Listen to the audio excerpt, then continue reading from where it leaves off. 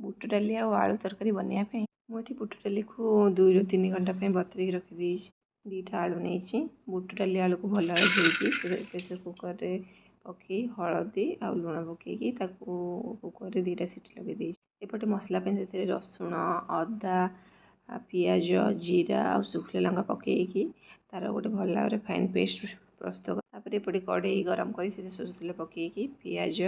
batik रखि मसला लंका गुंड हलदी लुण आ टमाटर पकईकी ताकू भल भाव कषा एबे एथिरे मु MDH रो मीट मसला ऐड करी MDH रो मीट मसला ऐड कला परे मसलाटा को आमे भल भाव कषा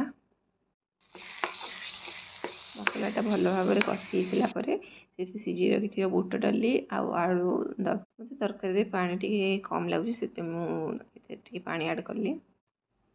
आपण मानक जी पानी रखार अच्छे से हिसाब से पानी देवे तापर ए 5 मिनट फुटिया छाड़ीदा